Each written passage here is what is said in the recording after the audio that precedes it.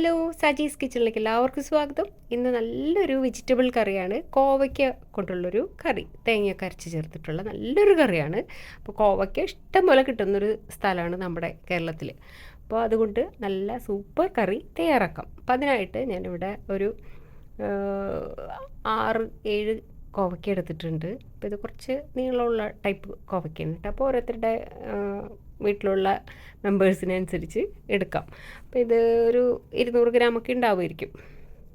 അപ്പോൾ അത് ഞാൻ 4 നീളത്തിൽ കീറി വെച്ചിട്ടുണ്ട്. ഇനി ഇതുപോലെ ഒരു മൺചട്ടി എടുത്തിട്ടുണ്ട്. അതിലേക്ക് ഒരു 1.5 to 2 ടേബിൾ സ്പൂൺ വെളിച്ചെണ്ണ ഒഴിച്ചിട്ടുണ്ട്. വെളിച്ചെണ്ണ ചൂടായി വരുമ്പോൾ ഒരു 1/4 ടീസ്പൂണിൻ്റെ പകുതി ഉലുവ ഒന്ന് മൂപ്പിക്കാം. ഉലുവ പൊട്ടിക്കഴിയുമ്പോൾ നല്ല ജീരകം 1/4 ടീസ്പൂൺ ചേർക്കാം. അപ്പം നല്ല ജീരകവും ഒന്ന് മൂത്ത് കഴിയുമ്പോൾ ഇതിലേക്ക് ഒരു ചെറിയ സവോള നീളത്തിലരിഞ്ഞത് അല്ലെങ്കിൽ കുത്തിയരിഞ്ഞതോ നീളത്തിലരിഞ്ഞാൽ നല്ലതായിരിക്കും.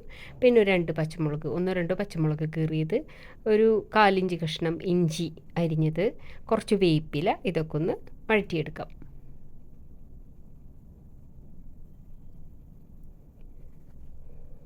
ഉള്ളിയും പച്ചമുളകും വേപ്പിലൊക്കെ ഒന്ന് ഇഞ്ചിയൊക്കെ ഒന്ന് ചെറുതായിട്ട് വാടി വരുമ്പോൾ ഇതിലേക്ക് പൊടികൾ ചേർത്ത് കൊടുക്കാം.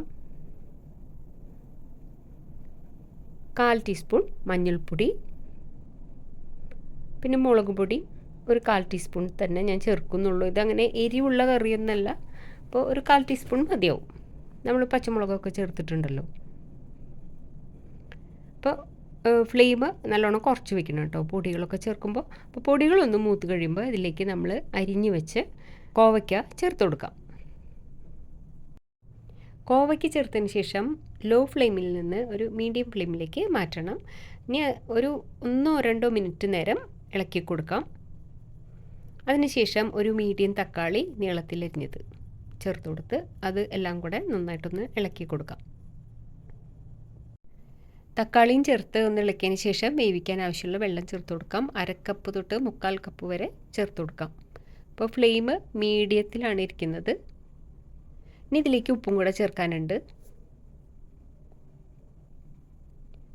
1/2 ടീസ്പൂൺ ഉപ്പ് ചേർത്ത് കൊടുക്കുന്നുണ്ട്. ഒന്ന് ഇളക്കിയതിന് ശേഷം മൂടി വെച്ച് വേവിച്ചെടുക്കാം.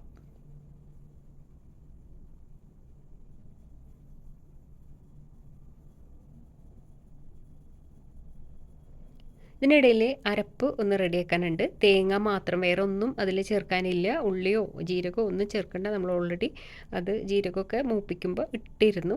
അപ്പോൾ തേങ്ങ നന്നായിട്ട് അരച്ചിട്ടുണ്ട്. അപ്പോൾ ഇതിനിടയിൽ കോവയ്ക്ക നന്നായിട്ട് വെന്തിട്ടുണ്ട്, വെള്ളമൊക്കെ വറ്റിയിട്ടുണ്ട്. ഇനി ഇതിലേക്ക് ഈ അരപ്പ് ചേർത്ത് കൊടുക്കാം.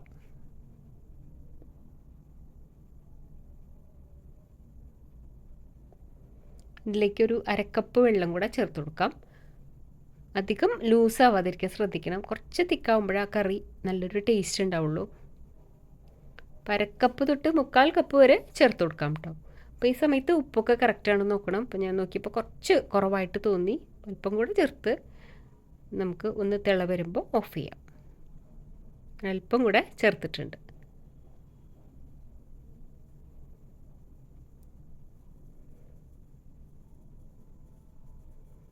കറി തിളച്ച് തുടങ്ങിയിട്ടുണ്ട്.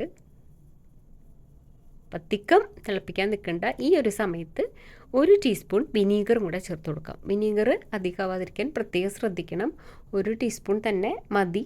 അപ്പോൾ ഒരു ആവശ്യത്തിന് ഒരു പ്രത്യേക പുളിയാണ് ഇതിന് ആ വിനീഗർ ചേർക്കുമ്പോൾ. അപ്പോൾ ആവശ്യത്തിന് പുളിയും കൂടെ കിട്ടിക്കഴിഞ്ഞു. ഇനി നമുക്ക് ഫ്ലെയിം ഓഫ് ചെയ്യാം. ഇനി വറുത്തിടാനായിട്ട് വെളിച്ചെണ്ണ ചൂടാവുമ്പോൾ 1 ടേബിൾ സ്പൂണോ 1.5 ടേബിൾ സ്പൂണോ വെളിച്ചെണ്ണ ചേർത്ത് അത് ചൂടാവുമ്പോൾ അതിലേക്ക് 1/2 ടീസ്പൂൺ കടുക് ചേർത്ത് മൂപ്പിക്കാം. അപ്പോൾ കടുകൊക്കെ പൊട്ടിക്കഴിയുമ്പോൾ അതിലേക്ക് ചെറിയ ഉള്ളി വട്ടത്തിലരിഞ്ഞത് ചേർത്ത് കൊടുക്കാം. ചെറിയ ഉള്ളി മൂത്ത് വരുമ്പോൾ അതിലേക്ക് വറ്റൽമുളക് 1-2 വറ്റൽമുളക് ചേർത്ത് കൊടുക്കാം.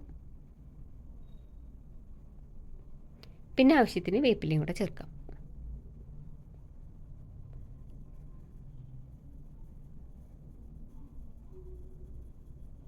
ഇനി ഇത് കറിയിലേക്ക് ഒഴിക്കാം.